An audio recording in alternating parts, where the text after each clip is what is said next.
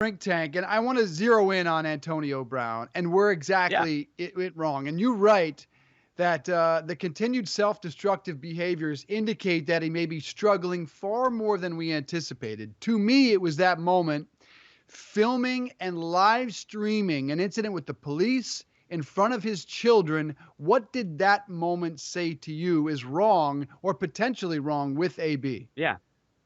I think that the interesting thing to me about that was I was expecting when that video came out, to be a bystander video, right? To be like TMZ or somebody Yes. coming in and filming it and then posting it. But then I looked and it was something that he was live streaming on his own, voluntarily giving up this moment to people.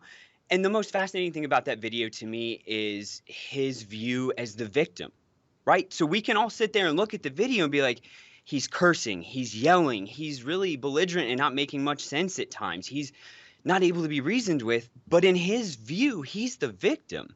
And that's the part that really struck me is like, okay, if he doesn't see himself as a victim, he probably doesn't think that he has a problem.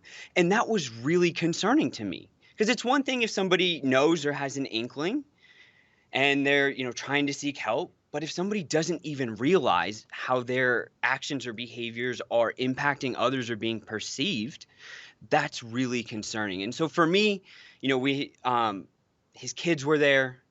It was just so uncomfortable to watch. And so that was really concerning. It's just lack of awareness and his willingness to share that, but identifying himself in the wrong. And I don't know the ins and outs of the situation, so I don't want to say that there was nothing going on, that he didn't have a right to be upset. But the lack of awareness really struck me.